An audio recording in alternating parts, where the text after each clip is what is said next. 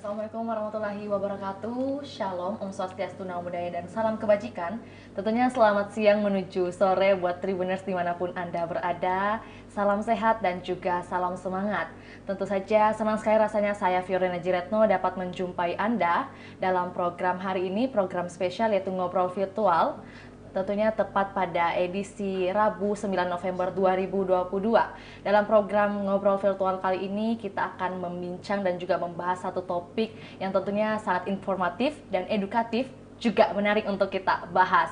Dan untuk itu Tribun Timur telah mengundang dan menghadirkan langsung dua narasumber yang akan menemani Vio beberapa menit ke depan untuk membahas satu tema, yaitu kesehatan reproduksi atau KESPRO, tabu atau penting. Untuk itu langsung saja kita berkenalan dengan narasumber kita pada hari ini. Yang pertama itu ada Arsal Andika. Halo Kak Arsal. Halo Kak. Dan yang kedua ada Amita Nurul Jana. Halo Kak. Halo Kak Amita. Biasanya disapa apa nih? Kalau Kak Arsal Andika biasanya disapa apa? Kalau saya Arsal Kak. Oke, Kak Arsal ya, berarti hari ini Vio panggil Arsal juga. Boleh Kak. Oke, siap. Kalau di samping kanannya, di samping kirinya? Kalau saya Kak biasa Mita, biasa juga Mit-Mit. Oke, Mit-Mit. Iya, Jadi imut ya lebih gitu. akrab Mit-Mit. kan. Oke, Bisa juga siap. sih, Kak. Nah, gimana sih kabar kalian hari ini? Mungkin disibuki dengan apa? Akhir-akhir ini juga gimana? Silakan dari Arsal dulu Oke nih. Kak. Alhamdulillah untuk kesibukan sendiri selain menjadi Duta Genre Sulawesi Selatan tentunya saya juga adalah mahasiswa semester 3 di Ilmu Komunikasi UIN Alauddin Makassar. Selain itu saya juga aktif menjadi freelance MC di berbagai kegiatan. Alhamdulillah juga sementara menyusun dan melaksanakan berbagai program untuk Duta Genre Sulawesi Selatan, Kak, seperti itu. Oke, jadi memang kesehariannya sangat produktif ya, Arsal. Alhamdulillah. Bukan hanya melakukan tanggung jawab sebagai duta, tapi juga bagaimana tetap fokus di bidang pendidikan tentunya. Betul sekali. Oke, siap. Kalau dari Kak Mit-Mit nih, Iya nih Kak Tio. gimana kabarnya? Alhamdulillah baik. Terus untuk kesibukan sekarang ini ya kebanyakan itu mostly di kampus karena kan udah mahasiswa akhir, jadi sibuk-sibuknya nyusun. Terus di luar dari kampus kita juga aktif ya, kebanyakan di genre soalnya kan kita mau fokus ke nasional. Jadi saya sendiri lebih fokusnya ke kegiatan genre dulu. Nanti after di nasionalnya selesai kita nanti fokus ke luar kegiatan lainnya setelah genre, seperti itu. Jadi memang bukan hanya fokus di genre juga, tapi juga dalam akhir-akhir ini mungkin disibuki dengan ini ya, tugas akhir, penyusunan gitu ya. Oke, kalau Kak Mit-Mit sendiri, kuliahnya di mana sih Kak? Mungkin bisa disampaikan ke Tribuners. Iya nih. Oke, halo guys. Jadi saya ini kuliah di Universitas Hasanuddin, jurusan Ilmu Hubungan Internasional angkatan 2019, Kak. Oke, jadi masih sangat muda ya Tribuners. Kalau dari Kak Arsal sendiri? Kalau saya Kak adalah mahasiswa semester 3 di Fakultas Dakwah dan Komunikasi, Prodi Ilmu Komunikasi UIN Alauddin Makassar, Kak. Angkatan 2021. Jadi memang kalian berdua ini sangat berprestasi tentunya. Satu di Ilmu Komunikasi UIN dan juga satunya dari Ilmu Hubungan Internasional dari Unhas sendiri ya. Oke. Nah, mungkin menjadi pertanyaan juga nih bagi Tribuners, ingin lebih dekat dengan narasumber kita hari ini, yaitu Kak Mit-Mit dan juga Arsal. Mungkin bisa diceritakan sedikit bagaimana sih kronologinya kalian hingga bisa terpilih jadi seorang duta, seorang duta juara 2 ya? Dari Kak Arsal dan juga Kak Mit-Mit nih. Mungkin kita mulai dari yang cewek dulu ya, Kak Arsal. Makasih Kak Vio. Jadi sebelumnya kan kita itu alami seleksi dulu di kabupaten. Nanti ketika tersaring yang juara satunya itu akan mewakili kabupatennya ke provinsi. Dan alhamdulillahnya kan saya terwakilkan kabupaten baru untuk ke provinsi. Dan di provinsi itu alhamdulillahnya saya juara runner up untuk tahun 2022 Duta Genre. Dan mungkin teman-teman bertanya, kenapa sih harus juara 2-nya yang ke nasional? Kenapa tidak melakukan pemilihan lagi di provinsi untuk juara satunya nanti ke nasional di 2023? Jadi Kak, kita di Forum Genre Sulawesi Selatan itu mengambil sistem 1 tahun mengabdi.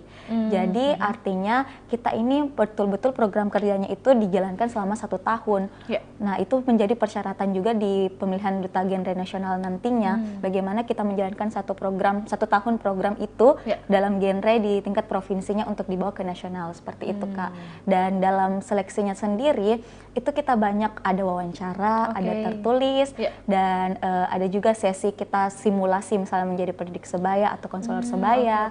Dan kalau untuk dilihat dari backgroundnya sendiri atau di backstage-nya nih Kak, kita pemilihan itu betul-betul sisi keluarganya nih Kak sangat kental banget di pemilihan duta karena kita saling akrab, saling merangkul, ketika ada yang kekurangan kita saling bantu seperti itu Kak. Jadi bukan hanya juara yang ingin kita dapatkan, tapi pengalaman kita bersama teman-teman baru dan orang-orang baru di sekitar kita seperti itu Kak. Dan juga bisa dikatakan kalau dari Meet sendiri ini pada saat di backstage mungkin yang tadi diceritakan itu bagaimana mungkin saling peduli begitu ya, bukan hanya untuk nanti ke masyarakat, tapi juga bersama duta-duta atau finalis lainnya nih ya. Oke, siap. Dan juga tentunya Meet ini merupakan kebanggaan dari Kabupaten Baru. Alhamdulillah. Alhamdulillah. Nah, kalau di samping kanan Meet nih, kalau ke Arsal mungkin bisa diceritakan sedikit nih prosesnya hingga bisa terpilih menjadi seorang duta genre 2022 gimana Kak? Oke Kak, jadi sama seperti dengan Kak Mita tadi bahwa sebelum kami melangkah ke provinsi, sudah secara otomatis kami akan bertanding dulu di kabupaten kota. Tetapi berbeda dengan di Kabupaten Baru itu Kak melaksanakan pemilihan secara besar. Tetapi untuk kami di kabupaten kota itu Kak, kabupaten gue itu langsung didelegasikan Kak. Jadi hanya akan ada penyelesaian tertutup. Jadi hanya akan beberapa orang yang diseleksi yang memang sudah terpilih, yang sudah diyakinkan seperti itu. Kemudian hasil dari situ alhamdulillah saya terpilih dengan salah satu juga mahasiswa teknik Unhas. Pada saat itu ada Kak Cindy, saya mewakili berdua, tetapi pemilihannya itu Kak berlangsung di 2 minggu sebelum pemilihan di provinsi. Jadi betul-betul apa ya, persiapan kami sebenarnya itu masih kurang matang seperti itu. Iya betul. Pada saat itu. Terus kali apalagi kan di duta genre itu Kak yang dilawan itu sudah yang tingkat atas. Apalagi saya di saat itu Kak masih semester 2 dan memang betul-betul masih terhitung baru. Teman-teman saya sudah ada yang lulus S1 bahkan. Dan saya rasa ini menjadi sebuah tantangan untuk itu. Tetapi ketika tantangan ini mencoba saya hadapi, maka di situ saya mencoba berpikir bahwa bagaimana ketika tantangan ini saya jadikan sebuah motivasi. Jadi saya memang betul-betul pada saat itu memotivasi diri saya sendiri karena sebenarnya saya tuh orangnya Kak suka main-main, suka yang tidak suka sebenarnya yang berbau serius, yang terlalu serius. Jadi pada saat itu saya sudah punya beberapa teman yang sudah menjadi duta genre di kabupaten kotanya dan ketika saya bertemu sebenarnya ada rasa untuk ketika saya biasanya kegiatan di hotel seperti itu Kak, saya biasanya kayak kunjung ke kamar dan sebagainya. Biasa kita main-main sesama duta genre, tetapi pada saat itu memang betul-betul saya mengunci diri saya bagaimana caranya supaya persiapan yang saya lakukan di kabupaten saya itu bisa terbaik langsung di sini. Meskipun persiapan saya terhitung yang kurang matang, mungkin teman-teman yang lain sudah ada setahun menjabat di kabupaten kotanya, tetapi kami dari kabupaten gue itu tidak merasa down, tidak merasa insecure karena kami yakin bahwa apa yang ada di pundak kami saat itu adalah harapan masyarakat Kabupaten Goa dan kami yakin bahwa ketika harapan itu kami wujudkan bersama, ketika harapan itu sama-sama kami sosialisasikan di situ, maka sudah secara otomatis kami akan membawa bangga nama Kabupaten Goa. Dan alhamdulillah kemarin di provinsi Kabupaten Goa itu masuk dua-duanya di 8 besar, untuk puterinya itu masuk di 8 besar, dan alhamdulillah saya masuk hingga di titik akhir di juara 2. Dan sebenarnya kemarin tidak ada dugaan untuk kami juga bahkan melangkah ke nasional. Dan ternyata setelah kegiatan kami langsung disampaikan bahwa untuk juara 2 itu akan melaju ke nasional di tahun depan karena sistemnya itu sudah berubah seperti itu.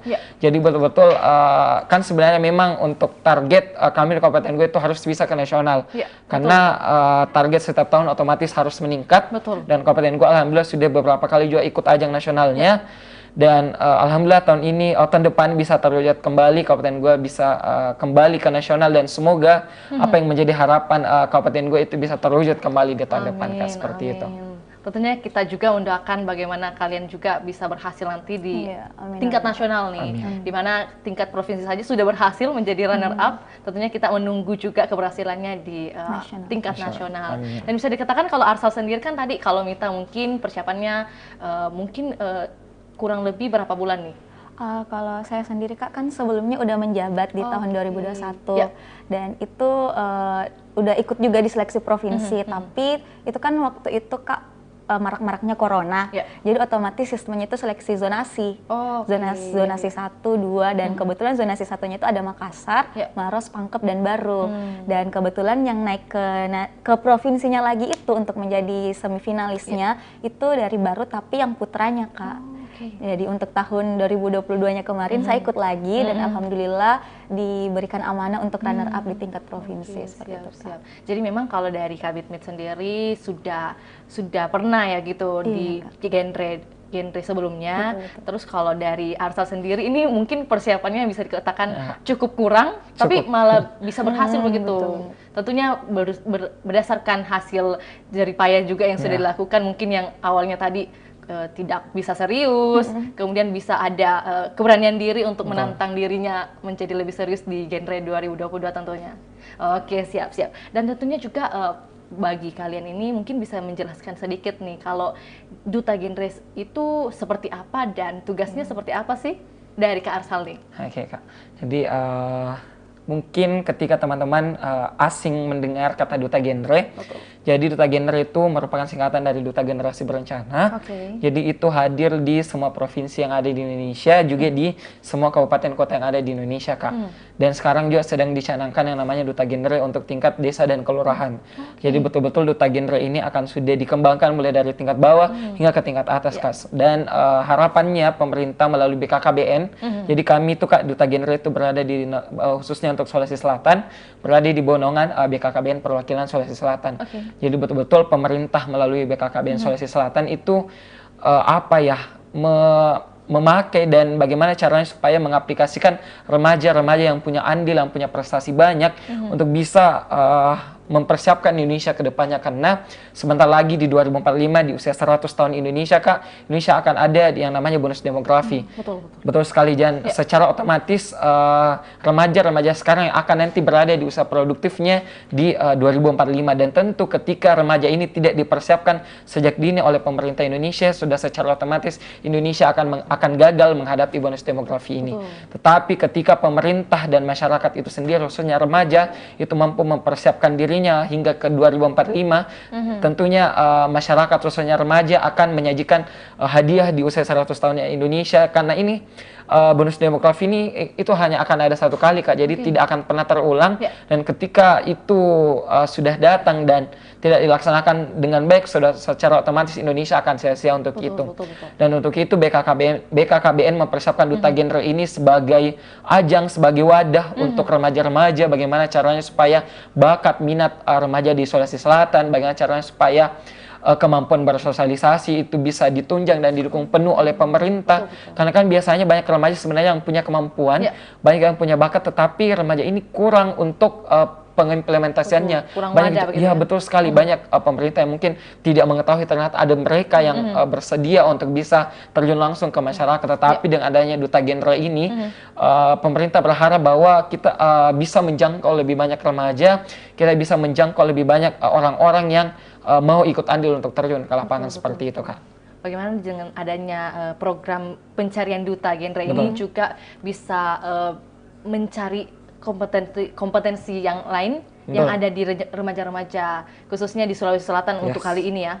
Oke. Dan untuk mungkin kalau dari Kak Mit nih bisa dijelaskan sedikit bagaimana sih tugas atau tupoksi dari Duta Genre ini? Iya, betul sekali, Kak. Jadi kan tadi udah dijelaskan secara generalnya tentang Duta Genre. Jadi untuk persyaratan Duta Genre itu sebenarnya, Kak, kan kita sasarkan remaja. Otomatis sasaran usianya itu dari 10 tahun hingga maksimal 24 tahun atau 25 tahun. Seperti itu, Kak. Jadi lewat dari itu kita mungkin tidak bisa memiliki akses untuk menjadi duta.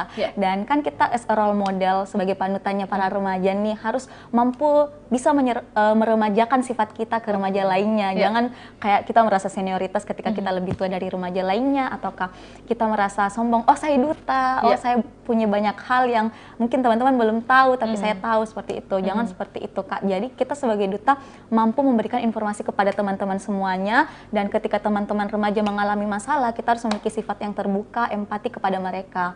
Dan di Duta Genre juga nih, Kak, kita bagaimana bisa mampu itu menjadi meaningful youth participation, remaja yang bermakna. Ya, jadi kan kalau kita tahu itu Kak, banyak yang mungkin beberapa orang yang di atas kita atau lebih tua daripada kita itu berpikir kenapa harus remaja dilibatkan di setiap keputusan pemangku kebijakan pemerintahan.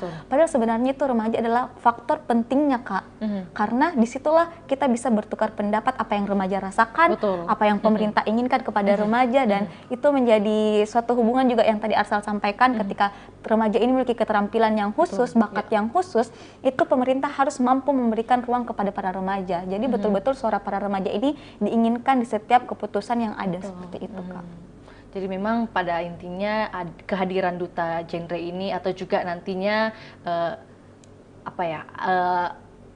anggota-anggota nih dari genre, bukan hanya duta, mempunyai tugas untuk bagaimana memberikan informasi terkait kependudukan ya. Kalau kan di bawah naungan BKKBN.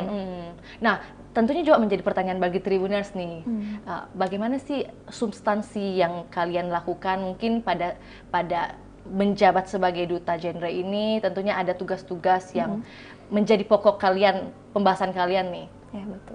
Silakan. Siapa, mau Arsal atau? Mau Arsal atau kalau kami aja coba dulu ya. Nanti mungkin ditambahkan sama Arsal. Ya Kak, jadi kan substansi genre itu sebenarnya ada 4 substansi. Yang pertama itu ada bangga kencana, terus yang kedua itu ada kesehatan reproduksi. Nah, di kesehatan reproduksi ini bagaimana kita mengetahui hak-hak reproduksinya para remaja, misalnya hak untuk memiliki anak, mempunyai anak, mau berapa itu, atau hak atas kemerdekaannya, hak atas keamanannya para remaja, itu semua diatur di hak-hak reproduksi. Dan kita juga harus mengetahui bagaimana sistem reproduksi itu, mulai dari organ reproduksinya wanita, fungsinya, ataupun laki-laki. Dan kita juga harus mengetahui bagaimana wanita ini ketika mengalami pubertas ataupun laki-lakinya, karena ya seperti kita ketahui nih Kak, banyak orang tua yang itu masih tabu dalam hal kesehatan reproduksi untuk para anaknya. Mereka menganggap yang kayak tampilan gambar itu Kak, kenapa harus ditampilkan? Mereka menganggap tampilan gambar sensitif, itu sensitif Kak. Padahal sebenarnya dari usia dini itu remaja betul-betul harus dididik tentang kesehatan reproduksi. Karena kita tahu remaja adalah calon pengantin atau calon ayah dan ibu untuk anak-anaknya nantinya. Generasi selanjutnya. Betul banget Kak. Jadi kita harus pintar-pintar sebagai remaja ini memilah informasi yang mana fakta, yang mana hoax juga Kak. Karena kan banyak yang memberikan informasi tapi tidak sesuai dengan apa yang sudah ditetapkan, seperti itu Kak. Jadi mungkin untuk substansi ketiga sama keempatnya bisa dijelaskan sama Arsal. Oke, silakan. Mungkin bisa dilanjutkan Arsal. Jadi yang ketiga itu Kak ada namanya life skill. Jadi bagaimana di genre itu Kak, remaja-remaja itu bisa ditingkatkan life skillnya, kecakapan hidupnya, supaya remaja ini bisa partisipasi yang diharapkan oleh pemerintah dari remaja itu bisa berkembang dengan baik. Ketika remaja sadar dan paham dirinya punya life skill, punya kemampuan misal public speaking, misal dia punya kemampuan banyak sekali kemampuan yang bisa diolah di genre itu sendiri, maka pemerintah akan dengan mudah dan akan secara gampang melihat bahwa oh ternyata remaja ini mampu untuk turun langsung ke lapangan untuk mengedukasi remaja lainnya. Karena kalau kita tidak punya life skill atau kita tidak punya kecakapan hidup dari sekarang, maka sudah secara otomatis meskipun latar belakang pendidikan kita sudah tinggi tetapi tidak ditunjang oleh life skill yang mendukung yang lainnya. Betul sekali, meskipun misal kita berada di prodi ilmu komunikasi, ternyata life skill untuk public speaking kita tidak mumpuni, maka untuk apa sebenarnya latar belakang pendidikan tersebut? Apakah itu hanya sekedar titel dan sebagainya? Jadi memang betul-betul genre bertugas untuk memfasilitasi remaja-remaja yang ingin mengembangkan life skillnya itu sendiri. Kemudian yang terakhir itu Kak namanya PKBR, penyiapan kehidupan berkeluarga bagi remaja. Jadi salah satu fokus dari genre itu sendiri adalah bagaimana remaja bisa mempersiapkan kehidupan berkeluarganya nantinya di masa depan. Karena seperti betul sekali yang dikatakan kami bahwa masyarakat di Indonesia sekarang tantangannya adalah banyak masyarakat yang menganggap bahwa ketika kita ingin berbicara tentang reproduksi, tentang pernikahan dan sebagainya, mereka menganggap bahwa itu masih terlalu dini untuk dibahas. Dan ketika masyarakat menganggap bahwa masalah ini masih terlalu dini dibahas, lalu sampai kapan kita akan membahasnya begitu? Apakah kita membahas ketika besoknya sudah mau akad dan seperti apa? Sudah secara otomatis remaja yang akan menikah tersebut itu tidak akan paham. Jadi betul-betul sekali, apalagi sekarang ada yang namakan dengan aplikasi LC-Mail, ada dinamakan dengan banyak sekali wadah-wadah pemerintah sebenarnya untuk merencanakan pernikahan yang nyaman untuk sebenarnya para masyarakat Indonesia, karena seperti yang kita ketahui bersama bahwa sekarang juga banyak ternyata public figure, banyak artis-artis yang ternyata memamerkan bagaimana kondisi pernikahannya yang tidak baik-baik saja. Nah, sudah secara otomatis ini akan mengganggu mental, akan mengganggu psikologis remaja yang akan menikah nantinya. Untuk itu kenapa remaja dari sekarang sudah dipersiapkan untuk bagaimana caranya pernikahan, bagaimana caranya supaya kehidupan berkeluarga nantinya itu bisa lebih bagus, karena ketika pernikahannya itu sudah bagus, sudah secara otomatis masa depan Indonesia itu akan mudah dijangkau. Ketika dia akan melahirkan seorang anak dan itu direncanakan, bagaimana anaknya itu tidak lahir prematur, bagaimana anaknya ini tidak stunting, tidak berpenyakit dan sebagainya, pasti masa depan Indonesia akan terjamin. Dan juga ketika kita ingin berbicara tentang PKBR, maka kita akan berbicara tentang kesiapan menikah, Kak. Jadi tentang kesiapan menikah ini untuk BKKBN sendiri itu mengatur bahwa usia ideal menikah untuk laki-laki itu 25 tahun dan untuk perempuan itu 21 tahun, Kak. Jadi ketika di usia tersebut maka pemerintah itu sudah menganjurkan atau sudah membolehkan untuk menikah. Karena di usia 25 tahun itu laki-laki sudah dianggap matang dan sudah dianggap untuk bisa mencari uang sendiri dan sebagainya. Dan untuk perempuan itu sendiri reproduksinya itu sudah bisa untuk dibuahi dan sebagainya. Jadi betul-betul pemerintah berharap bahwa kita menikah ketika kita sudah siap lahir dan batin. Lahirnya adalah ketika kita sudah punya finansial yang bagus, pengaturan uang yang bagus. Jangan sampai kita menikah lantas orang tua sendiri kita ternyata yang masih kasih kita makan dan sebagainya, kan itu bukan tupoksi pernikahan yang sesungguhnya. Betul. Jadi ketika kita masih disuapi oleh orang tua kita secara seperti itu, maka untuk apa pernikahan itu terjadi? Apakah itu esensi pernikahan yang sesungguhnya? Tentu tidak. Jadi seperti itu, Kak. Itu 4 substansi yang betul-betul dibahas oleh genre. Oke, jadi memang bentuk perhatian dari BKKBN ini dalam khususnya di Sulawesi Selatan dan secara keseluruhan bisa dikatakan ya bahwa memang memperhatikan dan juga mempedulikan masyarakat khususnya remaja-remaja. Mungkin seperti yang dikatakan dari 4 substansi yang bisa di-highlight nih, yang paling di-highlight mungkin pada saat pernikahan dini mungkin seperti yang banyak terjadi di Indonesia mungkin, kemudian menjadi PR bagi BKKBN kemudian menghadirkan program ini ya. Oke. Dimana juga seperti yang kita ketahui bahwa untuk mempersiapkan pernikahan ini kan memang butuh financial stable dan juga mental stable.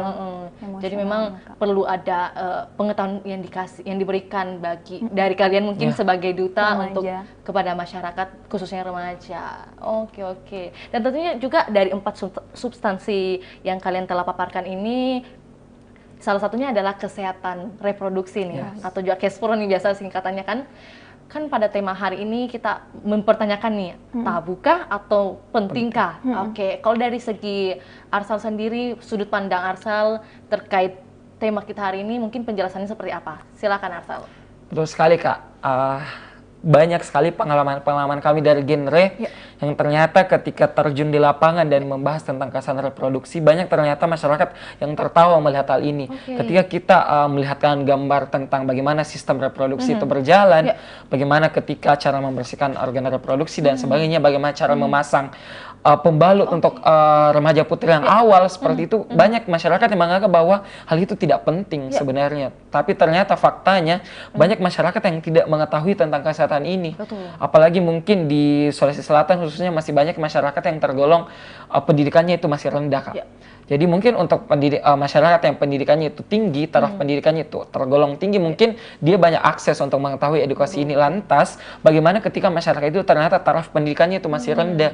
Jangankan untuk mengetahui tentang KESPRO, mungkin bersekolah pun mereka itu putus sekolah seperti itu. Dan bagaimana dia bisa mendapatkan hal itu? Dan perlu diketahui bersama bahwa kurikulum di sekolah sekarang itu tidak mengajarkan tentang kesehatan reproduksi, Kak. Jadi dia hanya mengajarkan bagaimana tentang organ di dalam itu berjalan dengan baik seperti itu, tapi dia tidak mengajarkan bagaimana sebenarnya kesehatan reproduksi itu bisa dijaga dengan baik, apa sebenarnya pentingnya menjaga kesehatan reproduksi itu. Ketika masyarakat khususnya siswa-siswa itu sudah bisa mengetahui tentang kesehatan reproduksi ini, sudah secara otomatis siswa itu akan mudah paham bahwa ternyata kesehatan reproduksi ini merupakan hal intim yang harus memang dijaga. Sangat krusial. Betul sekali, ini berhubungan dengan masa depan Indonesia tentunya. Ketika masyarakat itu atau remaja itu sudah paham tentang isu krusial yang ada di organ tubuh manusia ini, maka siswa itu akan mudah atau akan lebih gampang untuk mengetahui bahwa ternyata ketika saya tidak menjaga kesehatan reproduksi saya, ini ternyata ini yang bakal terjadi sama keturunan saya nantinya.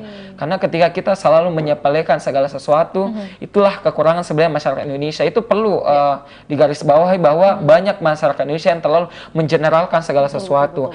Segala sesuatu itu terlalu diumumkan.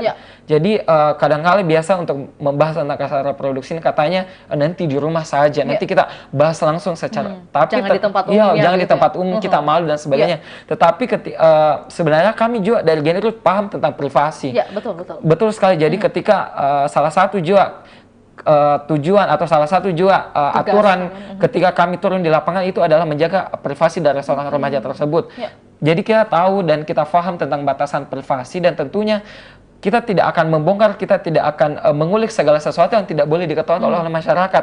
Tetapi ketika hal ini bisa diketahui dan hal ini bisa disosialisasikan, kenapa tidak seperti itu, Kak? Jadi betul-betul saya berharap untuk seluruh teman-teman sekalian yang menonton hari ini bisa sama-sama mengedukasi masyarakat sekitar, khususnya diri kita pribadi, bahwa kesehatan reproduksi itu penting. Jangan menganggap kesehatan reproduksi itu tabu dan tidak perlu untuk dibahas.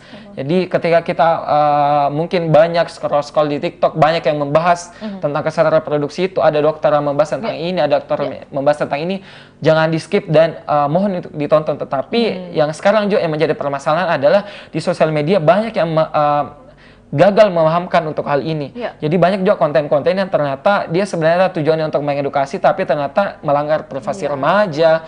Banyak yang ternyata terlalu memvulgar segala sesuatunya. Konsepsinya jadi berubah. Betul sekali, Kak. Jadi banyak mungkin yang melalui gerakan-gerakan dan seperti itu, dan ternyata itu melanggar. Misal mungkin di TikTok saja sudah dibatasi harus seperti itu. Dan alhamdulillah untungnya kita di Indonesia untuk penggunaan sosial media itu sendiri sudah diatur.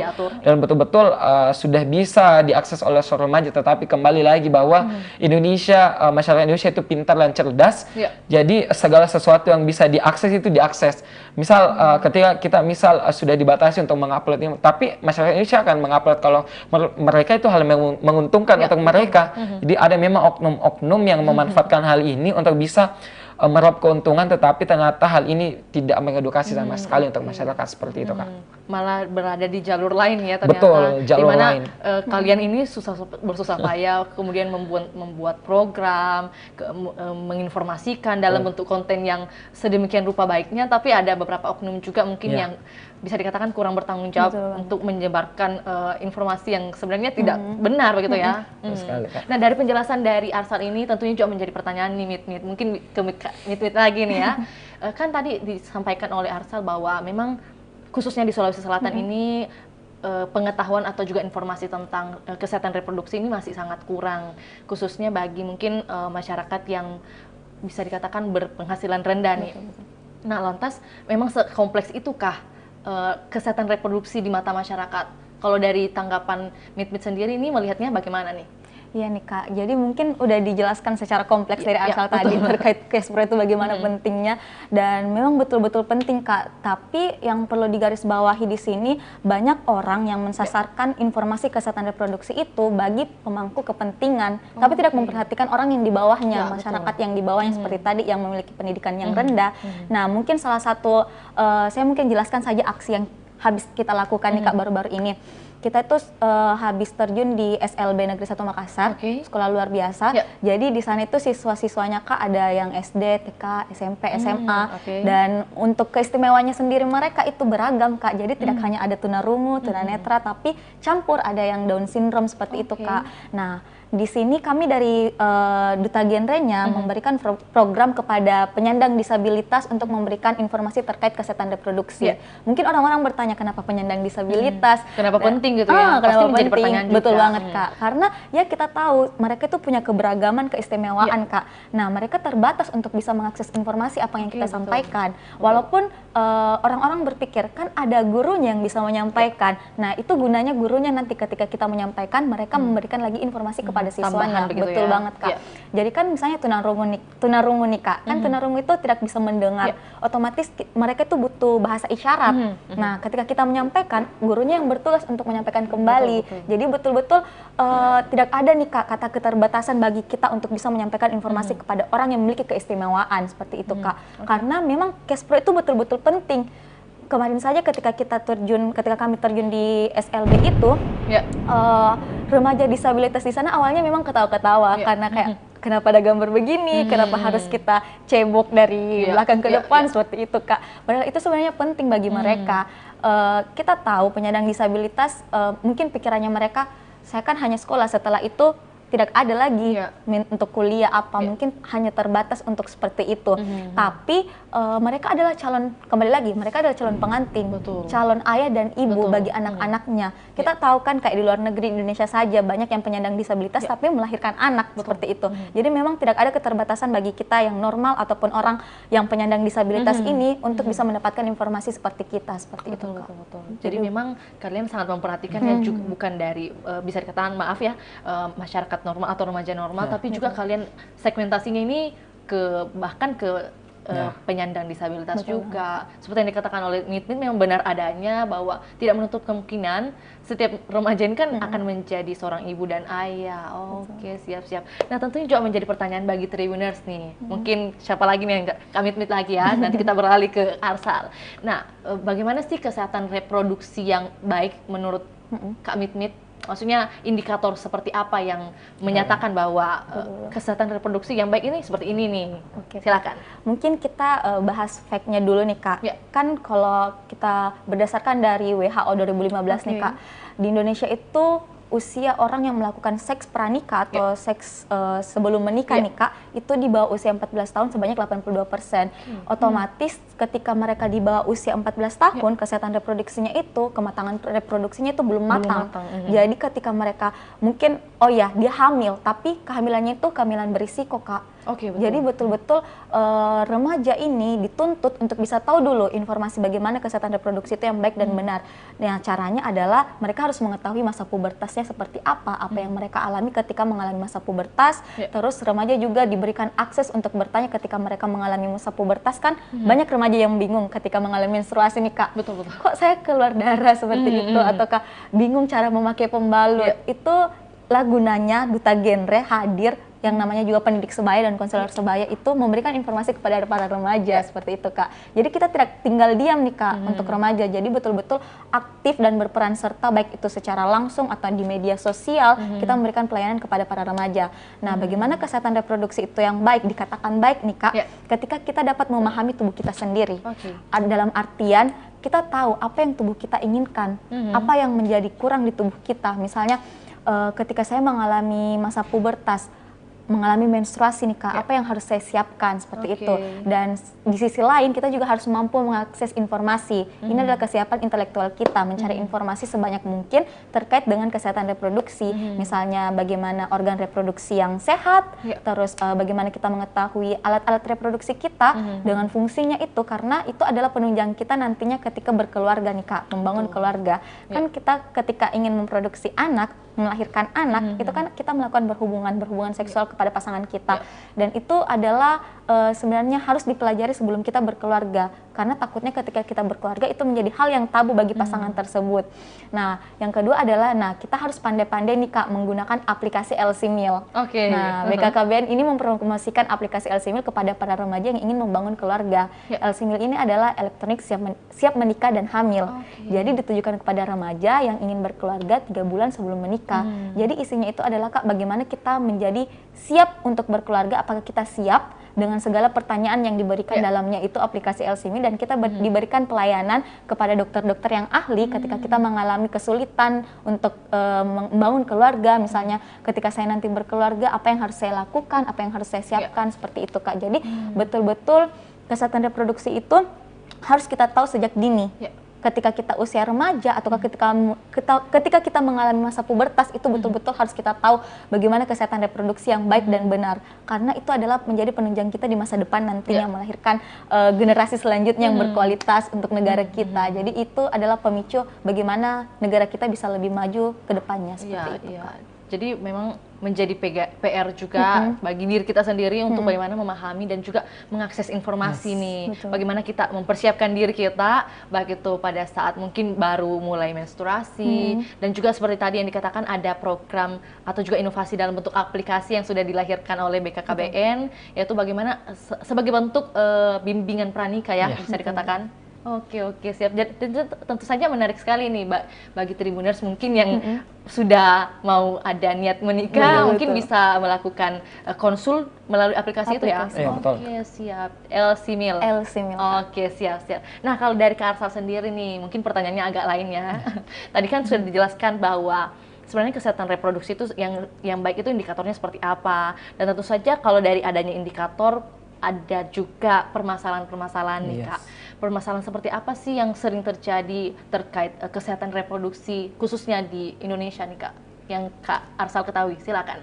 Baik Kak, jadi ketika kita ingin berbicara tentang permasalahan, maka akan ada dampak dan akan ada juga impact yang akan ditimbulkan. Betul. Jadi kalau kita berbicara tentang kesehatan reproduksi, banyak sekali ancaman-ancaman yang akan kita hadapi ketika kesehatan reproduksi ini tidak dijaga dengan baik. Jadi ketika kesehatan reproduksi ini kita tidak mampu untuk menjaganya sendiri, karena kita sebenarnya kami di Duta Gender itu perlu di-note bahwa kita tidak melakukan sex education ini, kita tidak mengajarkan bagaimana seseorang untuk bisa berhubungan seksual, tetapi adalah bagaimana cara kita supaya untuk bisa mengedukasi kepada masyarakat bagaimana cara mempersiapkan hal tersebut, bagaimana caranya supaya hal tersebut itu bisa kita minimalisir hal yang tidak kita inginkan ke depannya. Karena jangan sampai ketika kita sudah ada di tahap tersebut, kita sudah ingin melakukan tahap tersebut, tetapi kita ternyata tidak paham. Kita ternyata ketika kita menghadapi gangguan-gangguan pada kesehatan reproduksi kita, pada organ reproduksi kita, misal ternyata di alat reproduksi saya keluar darah atau ada nanah, misal seperti itu. Ketika kita tidak punya akses edukasi yang baik, ketika tidak punya kemampuan intelektual yang baik, kita tidak akan paham bahwa ternyata ini karena seperti ini, atau mungkin keluar darah ini normal seperti ini. Ketika kita ingin berhubungan di setelah pernikahan, di malam pertama setelah pernikahan keluar darah, itu mungkin itu adalah hal normal yang akan dialami oleh perempuan. Tetapi untuk mereka yang masih awam dan tidak paham tentang ini, mungkin mereka akan cemas, kenapa ini, khawatir sendiri, betul sekali, khawatir sendiri pasti kalau kita tidak punya basically dan kita tidak punya skill untuk itu. Jadi betul-betul pengetahuan terkecil itu harus sebenarnya ditahu. Mungkin ketika laki-laki misalnya ada misal yang sudah sunat dan tidak sunat, itu sebenarnya berbeda. Jadi tidak bermasalah untuk di masalah pemproduksian anak nantinya, tetapi akan berbeda ketika cara untuk merawat alat reproduksi tersebut. Jadi alat reproduksi laki-laki yang sudah disunat dan tidak disunat itu sudah otomatis berbeda. Dan sudah secara otomatis cara pembersihannya pun berbeda. Jadi cara pembersihan untuk laki-laki yang belum disunat itu akan lebih intens. Jadi akan betul-betul lebih banyak, kan salah satu tujuan disunat adalah untuk membersihkan. Betul sekali, tapi jangan berikan statement bahwa ketika kita sudah disunat itu kita tidak perlu membersihkan lagi. Itu salah total. Betul sekali. Jadi banyak sekarang juga pria atau laki-laki yang ketika habis berkemih itu tidak membersihkan organ reproduksinya. Jadi ini yang menjadi masalah. Ketika kita atau misalkan ketika kita tidak melakukan pembersihan setelah kita melakukan kencing dan sebagainya, otomatis kotoran itu akan tertumpuk di pakaian dalam kita, apalagi pakaian dalam itu tidak diganti secara bertahap. Betul sekali. Jadi itu yang harus sebenarnya diperhatikan. Banyak sekarang juga laki-laki itu yang berkemih itu secara berdiri. Betul. Sebenarnya ketika penelitian itu dilakukan tidak ada masalah untuk masalah di kesehatan reproduksinya sendiri itu ketika kita kencing secara berdiri. Tetapi yang menjadi masalah adalah ketika kita berkemih secara berdiri, itu kotoran atau percikan-percikan air habis berkemih kita itu akan tersebar. Jadi itu akan apalagi misal kita ada di toilet umum, misal di mall, di sekolah dan sebagainya, itu ketika kita tidak membersihkannya dengan baik, maka sudah secara otomatis, apalagi mungkin kita tidak rasa diri kita bahwa kita misal terjadi gangguan di dalam alat reproduksi kita, otomatis itu akan tersebar kepada masyarakat-masyarakat yang menggunakan toilet tersebut. Jadi betul-betul berbahaya. Ada juga ketika si perempuan ini misal terjadi menstruasi dalam dirinya. Jadi ketika terjadi menstruasi itu harusnya pembalut itu diganti 4 jam dalam sehari. Jadi ketika pembalut itu diganti 4 jam dalam sehari, itu kebersihannya itu akan apa ya, kebersihan itu akan terjamin. Tetapi jangan sampai ketika kita sudah mengganti 4 kali dalam sehari ini, tetapi kita tidak perhatikan kembali. Betul-betul ini kesehatan yang harus diperhatikan, itu kesehatan yang ada di organ vital kita, karena jangan sampai ini mengganggu keberlangsungan hidup kita. Jangan sampai terjadi hal-hal yang tidak diinginkan. Jadi misal saja ini juga berdampak pada ketika kesehatan reproduksi ini tidak dijaga, itu akan berdampak terhadap masalah penyakit HIV dan AIDS. Jadi ketika banyak sekarang remaja sekarang yang tidak memperdulikan bahwa pemerintah itu melarang namanya having sex atau seks di luar nikah, seks bebas dan sebagainya. Ketika remaja melakukan having sex dan apalagi secara bergantian, tidak satu orang, sudah secara otomatis itu akan menimbulkan dampak-dampak, akan menimbulkan banyak peluang untuk bisa terkena dengan HIV/AIDS tersebut. Jadi perlu diketahui bersama bahwa HIV/AIDS itu tidak ada obatnya, Kak. Jadi itu akan berlaku seumur hidup dan itu hanya akan ada penetralisir. Jadi obat itu akan kita konsumsi setiap hari dan ketika kita tidak mengkonsumsi setiap hari, umur kita akan katanya dokter itu akan lebih pendek. Dan jadi obat itu hanya untuk memperpanjang umur sebenarnya, hanya untuk mempertahankan hidup. Tetapi untuk menyembuhkan HIV/AIDS itu akan sangat mustahil, belum ada didapat obatnya hingga sekarang. Jadi betul-betul ketika kita mampu menjaga kesehatan reproduksi itu kita sejak dini, bagaimana perempuan itu sebenarnya bisa menjaga organnya tidak disentuh dan dijamah oleh laki-laki yang bebas sebelum kita melakukan pernikahan. Betul sekali. Jadi tetapi mungkin ada yang bertanya-tanya, bagaimana ketika saya tidak melakukan pernikahan tetapi orang yang saya temani berhubungan itu adalah orang-orang itu saja. Ini tidak mampu menjamin bagaimana kita sebagai manusia, itu adalah manusia biasa. Kita tidak luput dari kesalahan, adalah kita juga tidak mampu menjamin bahwa dia adalah jodoh kita dan kita akan sampai di bangku pelaminan seperti itu. Jadi bahkan ketika kita selesai menikah pun banyak sebenarnya masyarakat yang banyak kasus yang didapat ternyata dia tidak berhubungan hanya dengan istrinya saja. Mungkin banyak kita sekarang ada banyak sugar daddy dan sebagainya. Itu masyarakat itu banyak yang menjajah seperti itu. Jadi betul-betul tidak ada yang mampu menjamin masalah ini. Betul sekali. Jadi apalagi kita masyarakat di Indonesia masih awam untuk ini. Jadi saya berharap dengan kesempatan kali ini kita bisa sama-sama untuk bisa melihat Indonesia ke depannya. Najwa Shihab pernah berkata bahwa ketika kamu ingin mengetahui bahwa Indonesia mau jadi apa ke depannya, maka lihat apa yang kamu lakukan sekarang. Ketika yang kamu lakukan sekarang bermakna dan mampu mampu terjun langsung ke masyarakat, sudah secara otomatis Indonesia akan hidup dengan aman ke depannya. Tetapi ketika apa yang kamu lakukan sekarang tidak dapat tidak dapat sesuai dengan apa yang menjadi mau Indonesia ke depannya, maka jangan berharap Indonesia akan baik-baik saja ke depannya. Seperti itu, Kak. Luar biasa sekali ya penjelasan dari Arsal ini, sangat kompleks dan juga bukan general, tapi masuk ke contoh-contohnya bahkan ya dimana kita ketahui juga bahwa dari penjelasan Arsal ini memang menjadi tugas kita sebagai individu, mulai dari diri kita sendiri, itu menjadi tugas paling utama nih untuk mengingat bagaimana sih kesehatan reproduksi ini memang berguna bagi kita secara pribadi, bahkan yang dalam keluarga pun memang harus terus mengingat dan juga memperhatikan kesehatan reproduksinya, bukan hanya remaja ternyata ya. Oke, siap-siap. Dan juga ternyata pada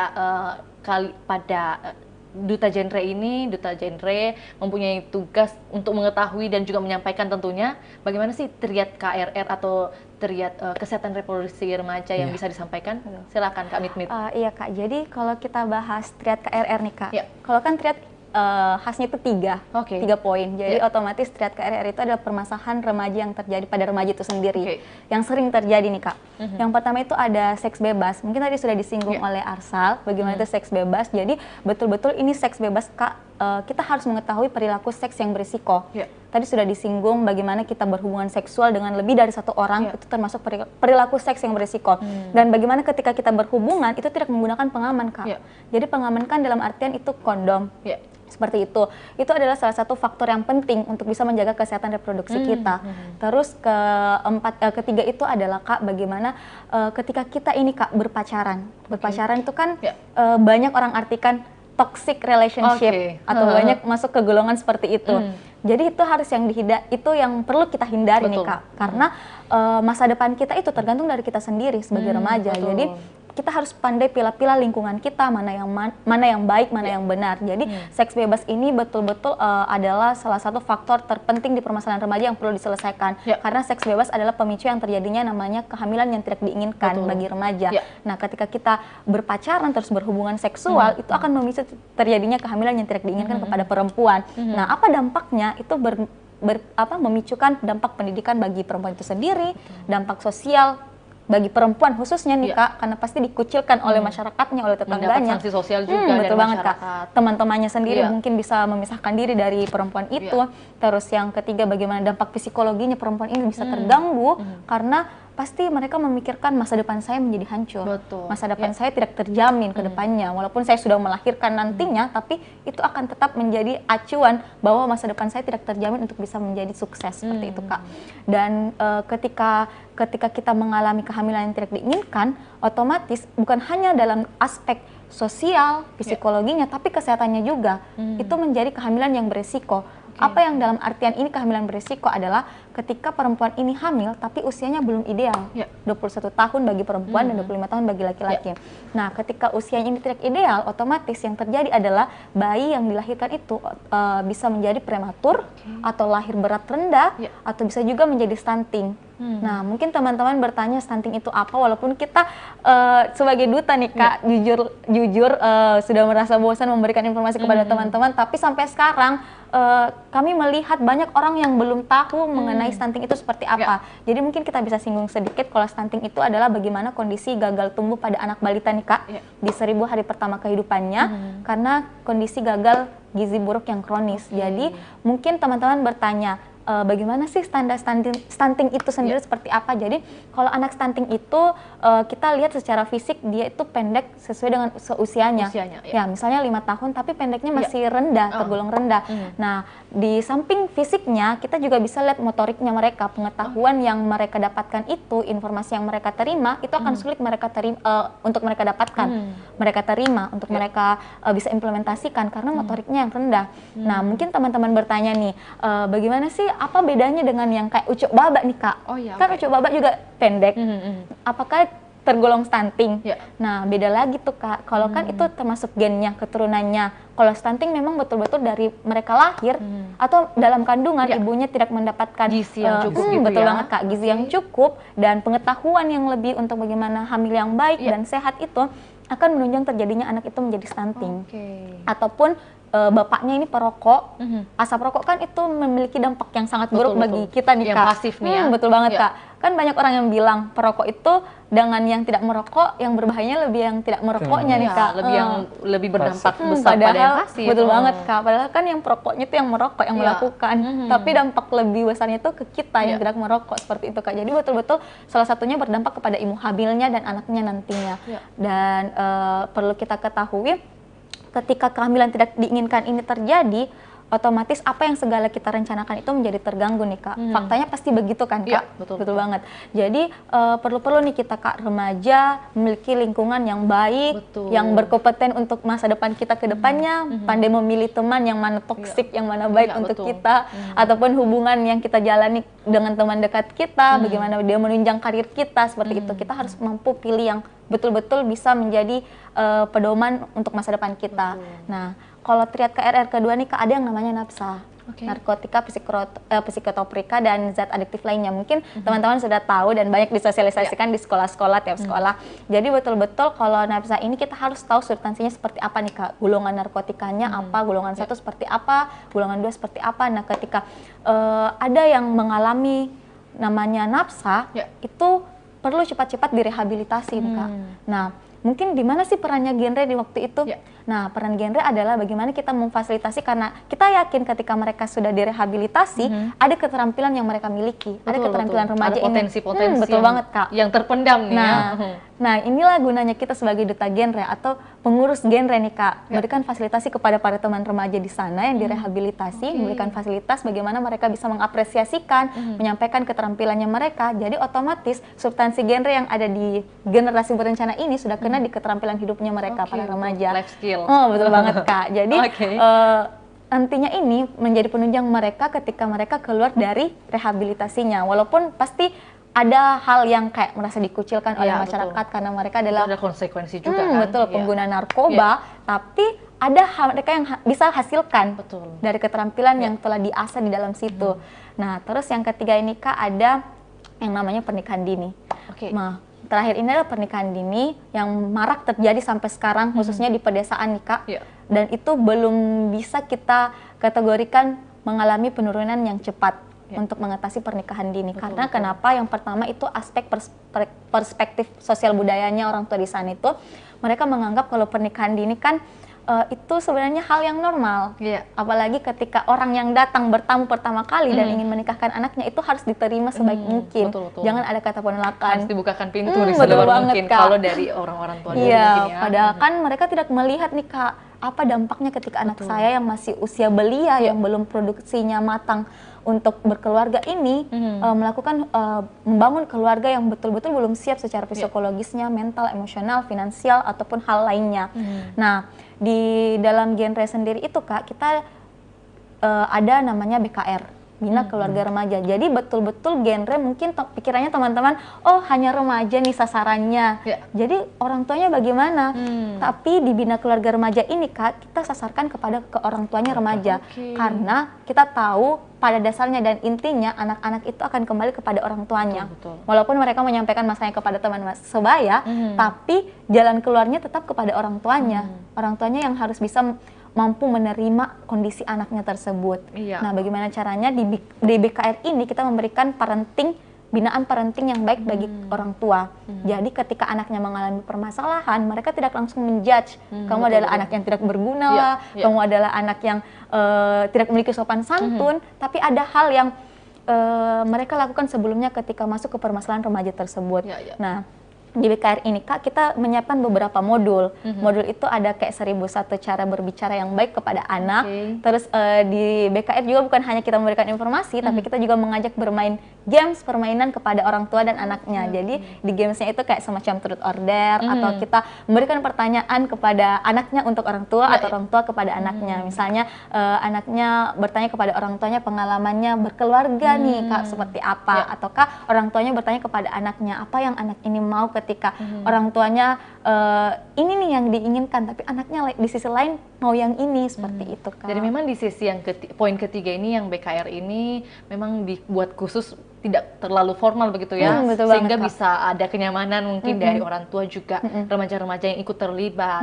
Dimana juga yang kita ketahui bahwa memang benar orang tua ini adalah kelompok primer, keluarga merupakan kelompok primer di mana anak-anak ini baru lahir. Kelompok yang mereka temui adalah keluarganya sendiri, begitu ya. Jadi memang perlu kehangatan juga yang ada dalam keluarga, bagaimana mereka komunikasinya mungkin menjadi baik, sehingga meminimalisir mungkin adanya perlakuan-perlakuan yang tidak diinginkan, begitu ya. Oke, dan juga yang poin kedua yang mau saya sampaikan, seperti tadi yang disampaikan oleh Mit, bahwa narkoba, ketergantungan narkoba itu lebih baik memang dekati aku daripada narkoba ya. Betul banget itu. Oke, siap.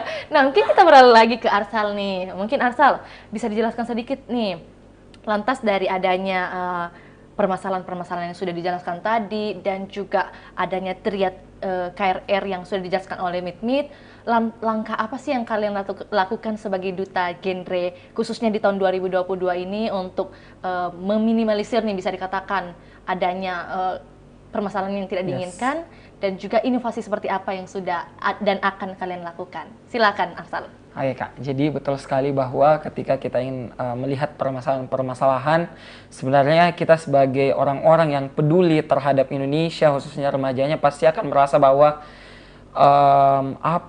pasti kita akan merasa terpancing, dan kita akan merasa bahwa kita harus bergerak untuk ini. Ketika kita tidak bergerak, maka sudah secara otomatis tidak akan ada harapan untuk Indonesia ke depannya.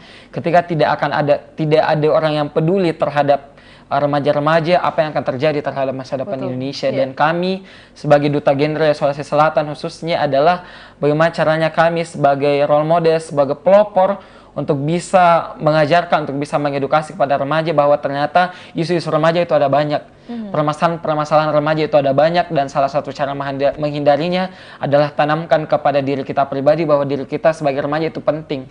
Jangan anggap bahwa diri kita pribadi sebagai seorang remaja itu hanya sebagai pelengkap di Indonesia. Jangan sampai kita yang berjumlah banyak, yang persentasenya banyak dibandingkan masyarakat yang non produktif, itu kita malah menganggap diri kita adalah hal yang biasa saja dan tidak berguna di Indonesia. Tetapi ketika kita sebagai masyarakat atau remaja yang sudah bisa dan sudah paham tentang diri kita bahwa kita adalah seorang remaja yang dibutuhkan untuk Indonesia ke depannya, maka tidak akan ada lagi keresahan masyarakat Indonesia. Dan salah satu langkah yang akan kami lakukan, sudah ada beberapa langkah dan akan merencanakan langkah-langkah berikutnya adalah yang pertama, kami memanfaatkan sosial media kami masing-masing karena remaja sekarang pasti banyak yang berkutik dan berkecimpung di sosial media. Betul. Jadi kami akan ada Love and Life atau live session di Instagram di setiap pekannya. Jadi setiap pekannya itu kami membahas isu-isu remaja yang berbeda, Kak. Jadi tidak hanya membahas tentang terat KRR, tidak hanya membahas tentang substansi genre, tetapi membahas tentang keseluruhan sebenarnya di Indonesia, peran apa yang remaja bisa kasihkan kepada Indonesia, sehingga remaja itu bisa dikatakan bermakna. Karena sekarang juga di BKKBN itu lagi maraknya itu disosialisasikan yang namanya MYP. Jadi Meaningful Youth Participation. Jadi bagaimana partisipasi remaja itu bisa bermakna. Bagaimana partisipasi remaja itu bisa berdampak terhadap pengaruh kebijakan yang ada di Indonesia. Karena jangan sampai kita remaja itu tidak dianggap oleh masyarakat Indonesia karena kita sendiri. Jangan sampai masyarakat pemerintah Indonesia menganggap bahwa ketika kita melibatkan remaja, ternyata remaja hanya menganggap hal itu adalah hal yang biasa dan tidak ada keterlibatannya secara langsung. Tetapi ketika kita mampu menunjukkan kepada pemerintah bahwa remaja itu mampu dan remaja itu bisa berbicara langsung kepada pemerintah, sudah secara otomatis kita akan dilibatkan oleh pemerintah. Dan selain Love and Life atau berbagi cerita cinta dan cerita dan cinta di Instagram itu adalah tagline kami. Jadi selain itu kami juga baru-baru ini kami sudah ke SLB untuk melakukan menggaungkan masalah kesehatan reproduksi untuk anak disabilitas tentunya. Kemudian kami juga di tanggal 30 akan ada launching General Mengabdi di salah satu kelurahan di Kota Makassar. Jadi betul-betul di sana kami akan mengajarkan sesuatu yang remaja itu tidak pernah dapatkan di bangku sekolah mereka. Banyak sekali pengetahuan yang sebenarnya harus diajarkan di bangku sekolah, tetapi nyatanya sampai sekarang pemerintah tidak menerapkan di dalam kurikulumnya. Seperti Kespro tadi, seperti masalah pernikahan dini tadi, pasti kita tidak akan pernah mendengar di sekolah tentang hal itu. Betul sekali, mungkin hanya guru agama saja, guru olahraga saya yang hanya mengkaitkan sedikit demi sedikit. Tetapi kembali lagi bahwa ketika guru itu masih belum paham juga tentang hal ini, maka apa yang akan mereka dapatkan seperti itu. Jadi itu akan berjalan selama beberapa bulan dan akan nanti diakhiri dengan yang namanya festival genre.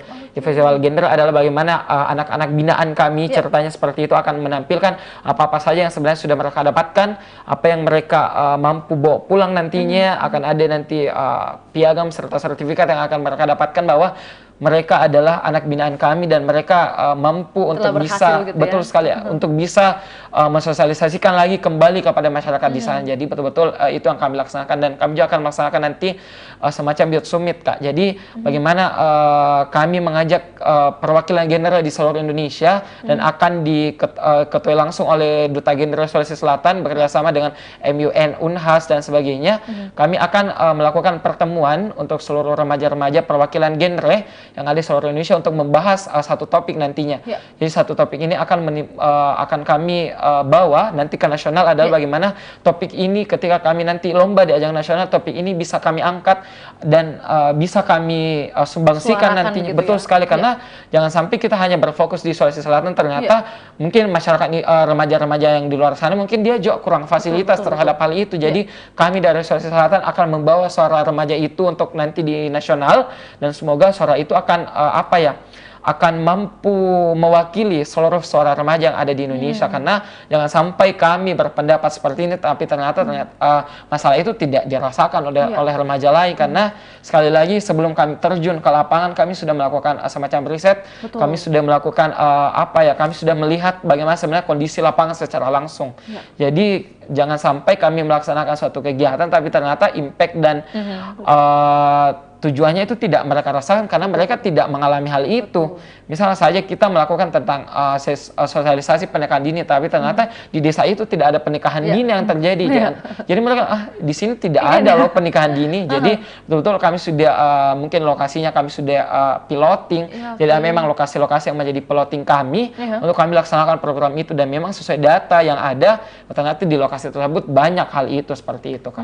Oke, jadi memang sudah banyak sekali ya program yang kalian sudah lakukan. Mungkin mulai dari pra penelitian, pra riset begitu, bagaimana kalian by data juga, di misalnya seperti yang disebutkan bahwa di lokasi ini mungkin jumlah penduduknya sekian, yang sudah berkeluarga berapa, dan juga remajanya berapa. Mungkin kalian sangat memperhatikan hal itu juga. Kemudian nanti dari hal ini, program-program ini juga akan dibawa ke nasional untuk disuarakan tentunya sebagai wadah juga bagi masyarakat khususnya remaja yang ada di luar Pulau Sulawesi tentunya. Betul.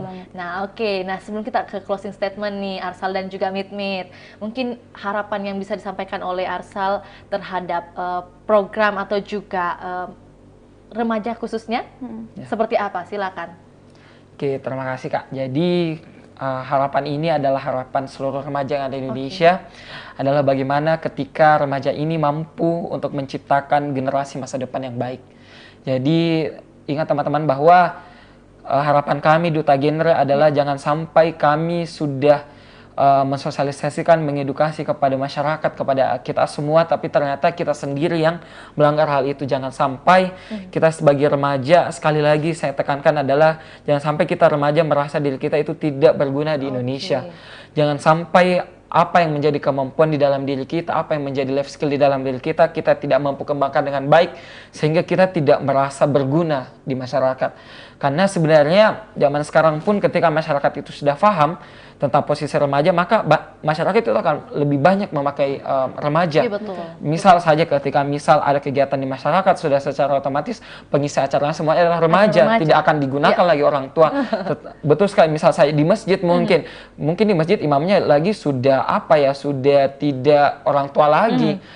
Imamnya sudah akan digantikan dengan hafiz-hafiz Quran yang ada di desa tersebut, atau yang muazzinnya tidak akan ada lagi orang tua. Jadi betul-betul ketika sesuatu atau ketika bakat kita sudah mampu kita tunjukkan kepada masyarakat, jangan khawatir bahwa rezeki itu tidak akan kemana. Jadi pasti masyarakat akan paham bahwa ternyata si ini mampu untuk ini, dan si ini sudah mampu untuk menggantikan posisi orang tersebut, karena roda kepemimpinan itu akan terus berjalan, estafet kepemimpinan itu akan ada di tangan kita. Karena jangan sampai misal masanya Pak Jokowi, masanya nanti Pak Ma'ruf Amin sudah selesai, akan ada presiden selanjutnya, dan jangan sampai kita berada di fase tersebut, kita berada di masa kepemimpinan tersebut, kita tidak mampu berbuat apa-apa karena kita tidak paham dari sekarang bahwa apa yang akan kita lakukan ke depannya, seperti itu. Oke, setuju banget. Jadi memang kita sebagai remaja ini perlu mengenal diri kita dan menganggap diri kita ini adalah seorang yang penting begitu.